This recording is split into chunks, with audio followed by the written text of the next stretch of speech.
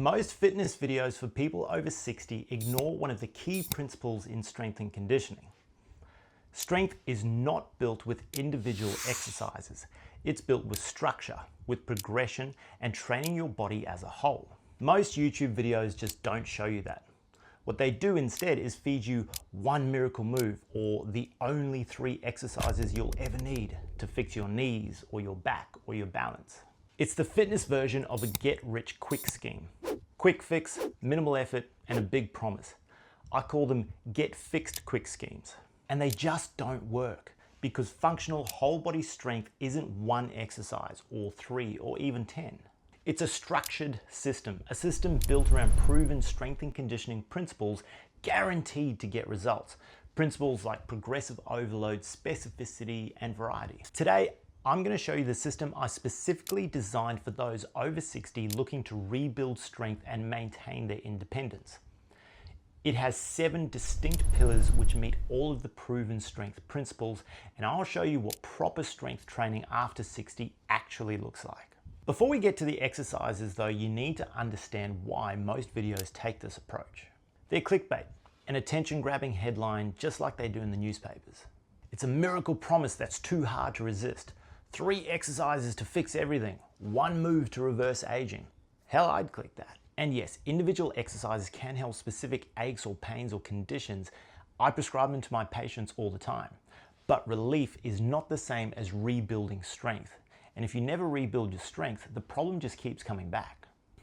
What does it actually mean to be strong after 60? That type of strength has nothing to do with looking ripped or throwing heavy weights around the gym. Real strength is functional, strength that translates into the movements you need in everyday life. Things like standing up from a chair without using your hands, walking up and down stairs without pulling yourself up on the rail, getting down to the floor and back up again without fear, carrying groceries without your back flaring up, or even just keeping up with the grandkids. If your exercise routine doesn't improve those things, it's not rebuilding functional strength. And the reason I keep emphasizing a system is simple. Systems produce results. I was at a business seminar once and the speaker asked, "Who here can make a better burger than McDonald's?" Almost every hand went up. And then he asked, "So how many burgers have you sold?" Silence. McDonald's doesn't win because their burgers are amazing. They win because they have a system. Any teenager around the world can step in and make a Big Mac that tastes the same no matter where you are. New York, Sydney, London, the consistency is incredible. Strength training works the same way. You need a system that produces results consistently. Because if you're not following one and you're doing the only 3 exercises you'll ever need, you're just hoping that something sticks, and that just doesn't work. I wish it did, but it doesn't. The system I'm revealing today consists of 7 pillars. Each pillar is a movement pattern that translates into functional strength and real-life movements. The best thing is that it doesn't really matter what exercises you do so long as you're ticking off each pillar. The exercises themselves just need to be enjoyable and challenging enough for you. Pillar 1 is the lower body push.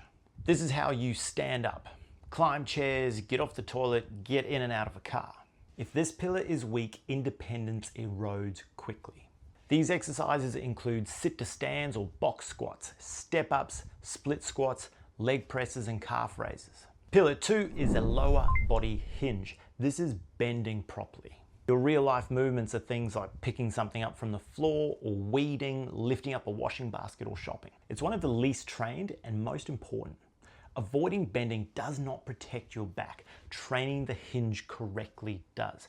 Most people either avoid it completely or are never shown how to do it safely. These exercises include things like deadlifts, kettlebell swings, bridges, and back extensions. Pillar 3 is an upper body push. Pushing strength translates into getting in and out of bed and chairs, getting up from the floor, or stabilizing yourself when you stumble. Here we're talking about doing push-ups, overhead presses, bench presses, and tricep extensions. And before we move on, if you want to know where your strength and balance are right now, I've created a short 3-minute quiz in the links below. It'll show you exactly how you stack up and even give you some tailored exercises to help you improve. Pillar 4 is an upper body pull. This type of strength allows you to pick up the grandkids or a bag of fertilizer for gardening. starting a lawnmower with a solid pull, or even pull your partner in for a cheeky kiss. It's the strength to bring things toward you, to not let them go, and to not drop them.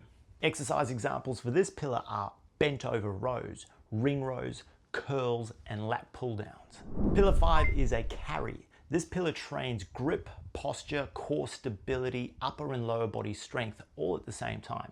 It forces your body to stabilize under load while moving. This is real world strength. In simple terms, it's just carrying a weight while staying upright. Your groceries, luggage, or again, the grandkids. These exercises include farmer's carries, suitcase carries, or even just heavy static holds. Pillar 6 I call the get up. This pillar exposes everything. How many times do we hear how dangerous falls are the older that we get? But because they're uncomfortable, people avoid training them. Avoidance creates fragility, and fragility creates fear. These exercises include burpees and their variations, and something called a Turkish get-up, which is a bit more of an advanced exercise. To highlight the importance of this, I want to tell you about my client, Sarah. She was overweight, diabetic, and lived on a small farm. I programmed burpees for her regularly, and she hated them.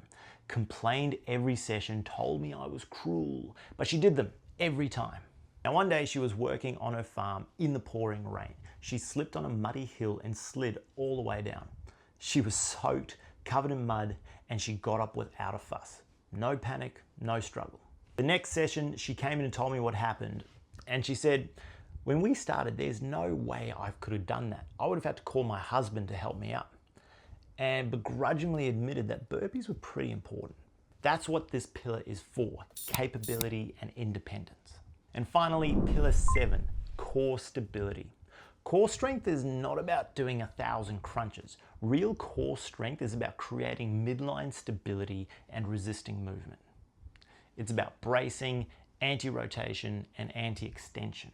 That's why we do things like planks, dead bugs, and pile-off presses. This is the pillar that supports all the others.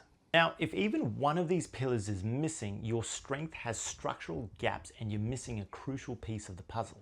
This is why random exercises fail. They might strengthen one muscle or even one of the pillars, but they don't build the structure. So if you're over 60 and you're feeling weak or unsure in your body, stop searching for the perfect exercise. Instead, start building a complete program that covers all 7 pillars. Start slow, progress it, stick with it for a minimum of 12 weeks. Let your body adapt and watch how much better your life can be. That's how strength is rebuilt after 60. And if you want a detailed breakdown of how to train the lower body, push, and hinge pillars safely and effectively, watch this video here next.